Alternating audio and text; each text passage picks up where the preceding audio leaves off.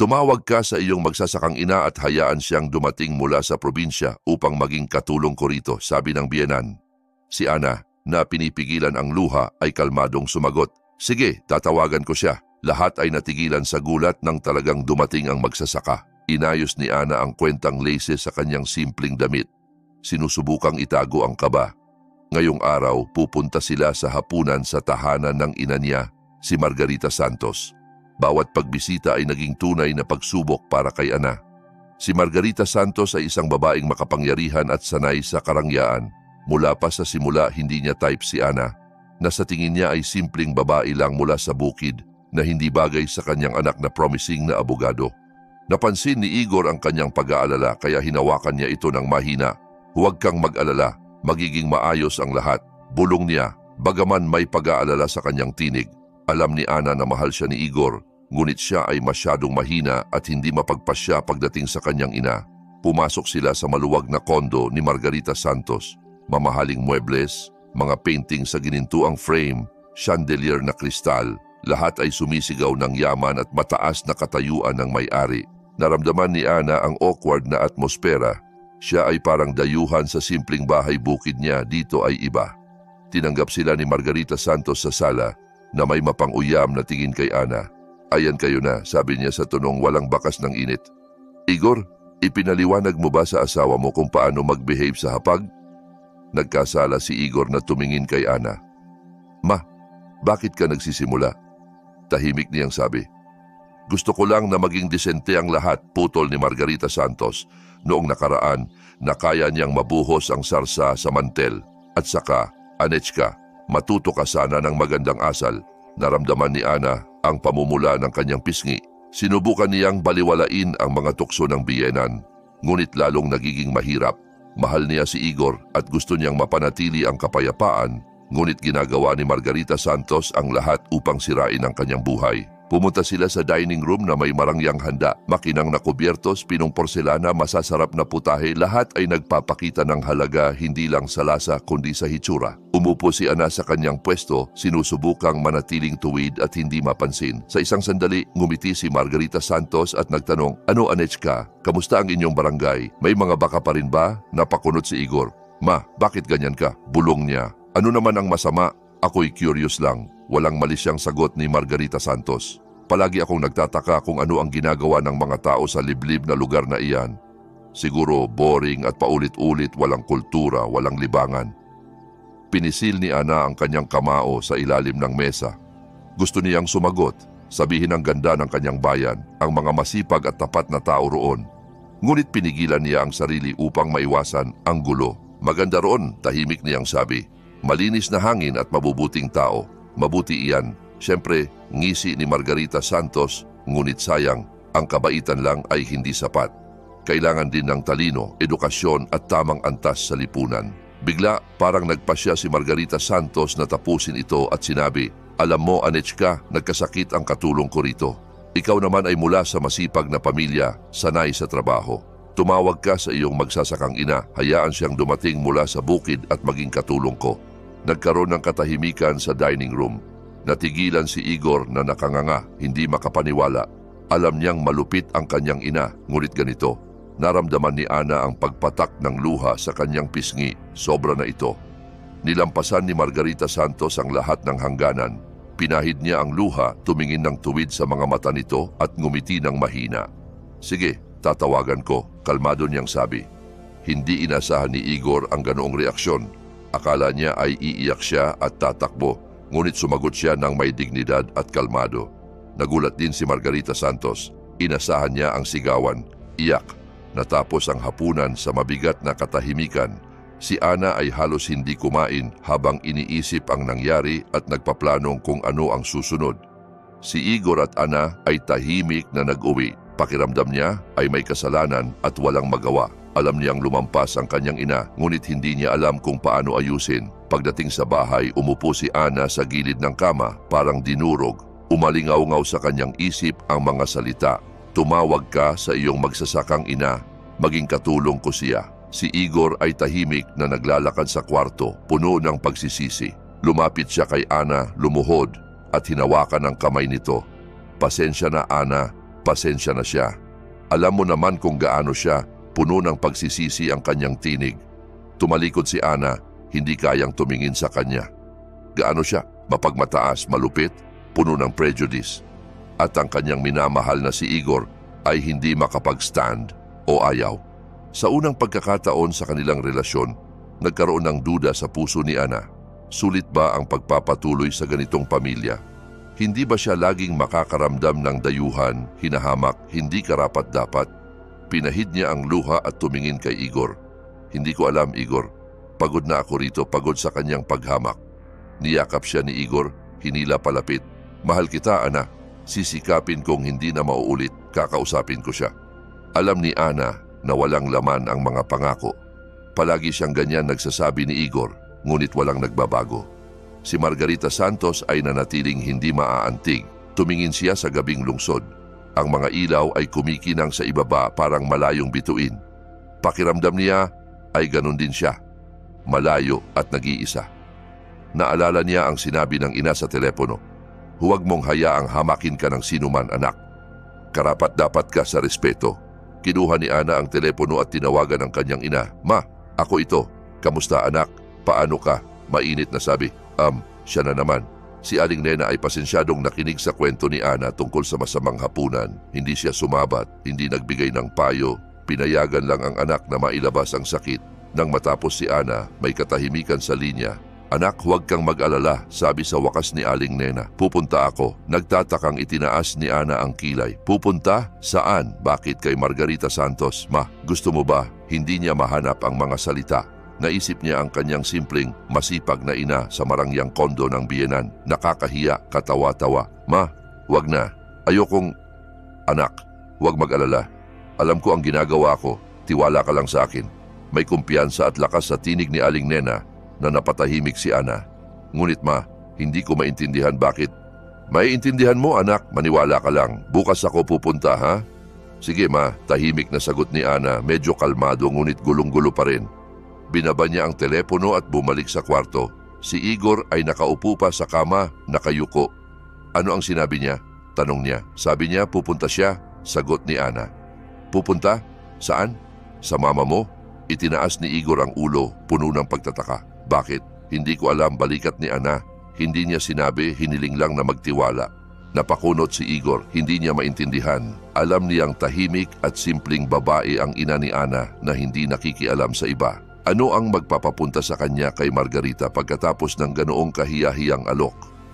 Sa tingin ko, pigilan natin siya, sabi ni Igor. Baka maging awkward. Tumingin si Ana sa kanya ng may hamon. Natatakot ka? Natatakot na magalit ang mama mo. Namula si Igor, huwag kang magsalita ng ganyan. Iniisip ko lang kung ano ang pinakamabuti. At sa tingin ko, ito ang tanging solusyon, sagot ni Ana. Pagod na akong tumahimik. Pagod sa kanyang mga kalokohan. Hayaan nating si mama ang humarap sa kanya. Kinaumagahan sa kondo ni Margarita Santos, may kakaibang tensyon. Pagkatapos ng hapunan kahapon, parang makapal ang hangin. Sa mga mata niya ay may excited na paghihintay. Sigurado siyang darating ang dukha at sunod-sunurang babae mula sa bukid, ina ni Ana, handa sa anumang trabaho para sa pera. Sa pag-iisip nito, nakaramdam si Margarita ng masamang kasiyahan. Sa tingin niya, ay nanalo siya na ilagay sa lugar si Ana at napatunayan ang kanyang superioridad. Matagal ang oras. Ilang beses siyang tumingin sa relo, parang sinasabi na late ang katulong. Sinubukan ni Igor na pakawalan ang tensyon sa pamamagitan ng alok ng kape. Ngunit itinaboy lang siya ng may paghamak. Biglang tumunog ang doorbell. Ngumiti si Margarita ng may pagmamalaki at naunang bumukas, sigurado na makikita ang mahinang figura sa lumang damit at ulo na nakabalot. Ngunit nang bumukas ang pinto, nakatayo roon ang isang eleganteng babae sa stylish na pantsuit at shades. Nakaayos ang buhok, mahal ang manicure sa kamay. Siya ay nag-uumapaw sa kumpiyansa at dignidad. Natigilan si Margarita sa gulat. Hindi agad nakilala kung sino. Magandang umaga, kalmadong sabi ni Aling Nena. Tanggal ang shades. Ako si Aling Nena, ina ni Ana. Namutla si Margarita. Inasahan niya ang kahit sino pero hindi itong confident na businesswoman. Ikaw ang katulong. Natawa siya, parang nawawala ang lupa sa paa niya. Medyo itinaas ni Aling Nena ang kilay, parang nagtataka sa tanong. Katulong? Hindi. Ako po ang may-ari ng sakahang lupang sinisinta sa probinsya. Sa sandaling iyon, lumapit sa pinto sina Ana at Igor. Pinigilan ni Ana ang ngiti nang makita ang gulat na mukha ng biyenan. Si Igor ay ganun din ang gulat. Palagi niyang alam na mula sa malayong bukid ang pamilya ni Ana, ngunit hindi niya alam na may malaking negosyo sila. Matahimik na sabi ni Ana, hindi gustong mapansin. "Kamusta anak?" Mainit na ngiti ni Aling Nena kay Ana. "Sana hindi ako nakakadisturbo sa inyong umagang tsa." Sinubukan ni Margarita na kontrolin ang sarili at panatilihin ang dignidad. "Pumasok po kayo," sabi niya ng pantay-pantay hanggat maaari. "Hindi ko alam na ikaw, na hindi ka tumutugma sa inaakala ko tungkol sa babaeng mula sa bukid." Natapos niya para sa kanya ni Aling Nena nang may irony sa tinig. "Oo, ang mga prejudice ay madalas na nakakabulag sa atin sa tunay na katotohanan." Pumasok si Aling Nena sa sala at tiningnan ang marangyang paligid. "Maganda ang inyong kondo," napansin niya ng walang labis na paghanga. "Pero mas gusto ko sa bukid, mas malinis ang hangin at mas mabuti ang mga tao." Hindi alam ni Margarita kung ano ang isasagot. Ang kanyang pagmamataas sa simpleng si Ana at pamilya nito ay bumalik laban sa kanya. "Maupo po kayo, Aling Nena," alok ni Igor upang pakawalan ang awkwardness. "Gusto ninyo ba ng kape?" "Salamat, Igor," sagot ni Aling Nena habang nauupo sa upuan. "Pero mas gusto ko ang herbal tea. May dala ako gawa sa mga halamang gamot mula sa aking sakahan." Inilabas niya mula sa bag ang maliit na pakete. "Tikman mo, anak, mabuti ito sa nerves." Kumuha si Ana ng may pasasalamat at pumunta sa kusina. Mas confident siya ngayon kasama ang matalino at malakas na ina. Pinanonood sila ni Margarita, parang gumuho ang kanyang mundo. Napagtanto niyang malaking mali ang paghamak kay Ana at pamilya dahil sa prejudice. Nagkaroon ng tense na katahimikan sa sala. Si Igor ay nervous na naglipat-lipat ng paa, hindi alam kung ano ang sabihin. Si Margarita ay tahimik na nakatitig kay Aling Nena, sinusubukang basahin ang isip nito. Sa wakas, binasag ni Aling Nena ang katahimikan. "Margarita Santos," direktang sabi niya sa biyenan ni Ana. "Dumating ako rito hindi para mag-away o patunayan ang sarili. Dumating ako upang ipagtanggol ang anak ko. Hindi ko hahayaang hamakin siya ng sinuman, lalo na sa kanyang sariling pamilya." Namula si Margarita. "Hindi ko sinasadya," simula niya, ngunit pinutol siya ni Aling Nena. "Alam ko kung ano ang iniisip mo tungkol sa anak ko," patuloy niya. "Sa tingin mo ay simple lang siya mula sa bukid, hindi karapat-dapat sa anak mo. Pero hayaan mo akong sabihin, si Ana ang pinakamabuti, matapat at masipag na tao na kilala ko. Mahal niya ang anak mo at sinusubukan niyang pasayahin siya. Kung hindi mo ito ma-appreciate, iyan ay nagpapakita lang ng iyong sariling limitasyon." Tahimik si Margarita, nakayuko, nahihiya siya sa kanyang mga salita at gawain. Napagtanto niyang tama si Aling Nena, siya ay nagiging mapagmataas. "Sana maintindihan mo na ang mga salitang iyan ay nasaktan hindi lang si Ana kundi ako rin," dagdag ni Aling Nena. "Kami ng asawa ko ay naglagak ng maraming effort at pagmamahal sa pagpapalaki sa kanya at masakit makitang hinahamak siya." Sa sandaling iyon, bumalik si Ana na may tsaa. Inilagay niya ang mga tasa sa mesa at umupo sa tabi ng ina. Hinawakan ni Aling Nena ang kamay niya at hinaplos ng mahina. "Anak," sabi niya, "tandaan mo na ikaw ay karapat-dapat at magandang babae. Huwag mong hayaang makaramdam ka ng iba ng sinuman." Tumango si Ana, pinipigilan ang luha. Nagpapasalamat siya sa suporta at pagmamahal ng ina. Nagsimula si Margarita na magbulong ng mga paliwanag, ngunit walang saysay sa harap ng mga mata ni Aling Nena. Walang galit o ganti, kalmado lang na kumpiyansa. "Hindi ako laban sa paglilinis," sabi ni Aling Nena. Ang tinig niya ay pantay at matatag. "Pero bago ako magsimula, pag-usapan natin ang sahod. Dahil ang anumang trabaho ay dapat bayaran ng nararapat." Tahimik si Margarita, hindi alam kung ano ang isasagot. Sanay siyang magdikta, ngunit nawala ang kontrol ngayon. Nahihiya siya sa kanyang mga salita at prejudice, ngunit ang pride ay hindi pumayag na umamin. "Ma," bulong ni Igor upang kunin ang atensyon. "Baka huwag na." Tiningnan siya ni Margarita ng may galit. Hindi niya kailangan ng payo niya. Sinubukan niyang panatilihin ang hitsura ng dignidad. "Sa tingin ko ay may maliit na pagkakamali. Hindi ko gustong makasakit. Mali lang ang mga salita ko." Itinaas ni Aling Nena ang kilay, nagdududa sa sinseridad. "Mali lang?" ulit niya. "Sa akin ay malinaw na ipinahayag mo ang opinyon mo tungkol sa anak ko. Naramdaman niya ang pagbagsak ng kanyang imahe bilang sopistikadang babae. Gusto ko lang sabihin na kailangan ni Ana na mas mag-focus sa bahay, sinubukan niyang makawala. Hindi siya marunong magluto o maglinis. Hindi na napigilan ni Ana at tahimik na natawa. Margarita Santos, sabi niya ng kalmado at confident. Hindi ko iniisip na ang buhay ng babae ay para maging katulong lang. Nagtatrabaho ako, nag-aaral at sinusubukan maging mabuting asawa. Kung hindi mo gusto kung paano ko pinapatakbo ang bahay, maaari kang mag-hire ng professional na tulong sa sarili mong pera. Napihit ni Margarita ang labi, kinamumuhian niya kapag ginagamit laban sa kanya ang pera. Iyon ang kanyang sandigan sa kontrol, ngunit ngayon ay laban sa kanya. Nakita ni Igor na nawawala ang kontrol ng ina kaya sumali siya. Mapakiusap, sabi niya. Huwag na tayong mag-away. Asawa ko si Ana at mahal ko siya. Pakiusap, tratuhin mo siya ng may respeto. Sa unang pagkakataon ng matagal nagpakita si Igor ng tatag. Pagod na siya sa mga reklamo ng ina at pagkontrol sa buhay niya. Napagtanto niyang kailangan niyang ipagtanggol ang asawa kahit laban sa ina. Si Margarita ay nabigo.